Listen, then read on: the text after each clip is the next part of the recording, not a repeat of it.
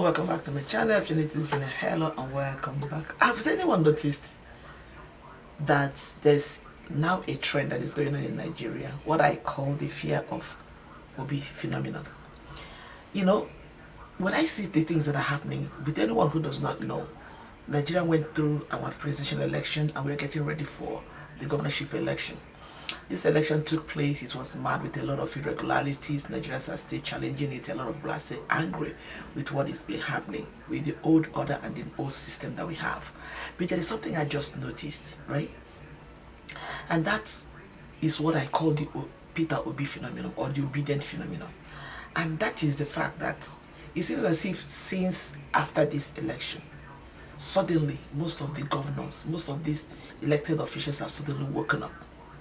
You know, the thing is this: when you follow how this whole thing started, when this obedient movement started, people made fun of it.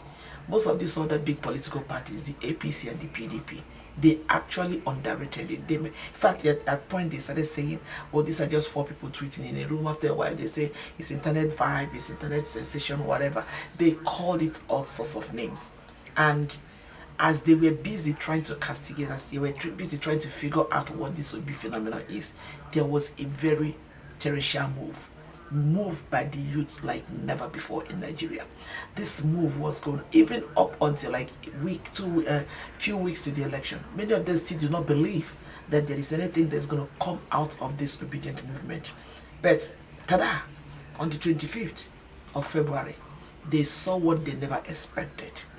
They saw what they didn't see it coming, and they hit them like a tornado.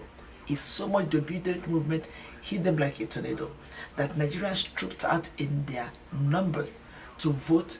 And not just that they voted, one thing that has never happened in Nigerian election before, that as these youth, as these people were voting, they were insisting that their votes will be counted. They were insisting that their votes will be uploaded.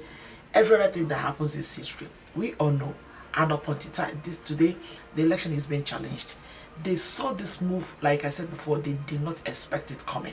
And suddenly, it seems as that obedient movement has just triggered something and woken up something in the life of most of these our corrupt politicians that has, plagued our country hitherto before now. And that is what I call the Obi phenomenon. You see, there was something that happened that similar to that I would say that gave birth to this Obi phenomenon, and that is the NSAS that took place 2 or 3 years, 2 years ago, thereabout. When this thing happened, a lot of people accused a lot of all these politicians about their role, directly or indirectly, in what happened, because during that NSAS, a lot of the youths that protested it, most of them lost their lives. There was an attack on them by the military. There was an attack, and then the rest of them lost their lives. People lost their lives. And then there were some comments that were made by some political party, by the elected officials, like even the president. In fact, the supposedly president-elect was directly accused of being the one who actually masterminded everything that happened. Not forgetting that this particular event took place at the Lekki toll gate, which is allegedly owned by him, and that every proceed that comes out of it, of course, everybody that knows Bola Ahmed Tinubu knows that that man literally owns Lagos. An individual literally owns the self-nation. That is a discussion for another day. Then even the sitting governor, who is the one that is still coming back now for re-election, Governor Sanwo-Olu, he made some comments.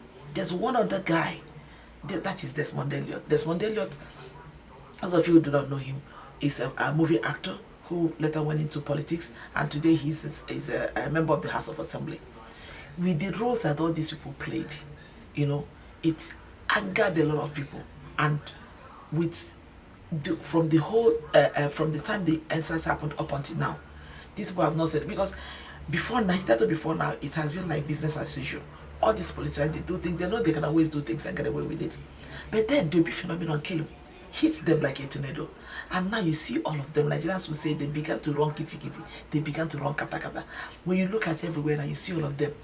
Just a few days ago, Sanwo-Olu had to come out and address the NSAS. This is something that happened 2 or 3 years ago in his state. He came out and addressed it. Now, Desmond Elliott, who was making his own tweets then, came out now and began to apologize. This is a guy who has been in politics, who has done nothing for his people. They said the only thing he has done was to donate a public toilet. That is so funny. Suddenly out of the blues, he came out and donated transformers. Suddenly out of the blues, Sewolu began to go to places, began to visit. And do you know that this past Sunday, that Governor Sanwo-Olu visited 3 churches, including the Zion Ministry? That was so funny. And in fact, they said in one of the churches that he went to, he actually volunteered as an usher. That is what I call this P2B phenomenon. And with all these things that happened, the only thing I want to say to the Nigerian people is that now it has become obvious that these people is getting the message. These people are beginning to jitter, they're beginning to shake, they're beginning to understand that Nigerians are now ready to take over their country. It's now, and it becomes very clear to us that, hitherto before now, Nigerians were not the ones in charge. These cabals, these people who think that the Nigeria belongs to them are the one. Don't mind what they use you to do during the elections. During the elections, they use you to do one thing or the other to get in there. When they get in there, they're not there for you. Now they're beginning to get the message. Governor Basiki of Edo State, he was accused of physically coming to polling booths to rig elections, to do other things, suddenly began to beg. All of them are begging, left, right, and center, begging from one corner to another for people, for the obedient family to vote for them. Wike suddenly, with every nonsense that this man perpetrated during the election in Rivers State, suddenly came out and is telling the world that Obi is the hero.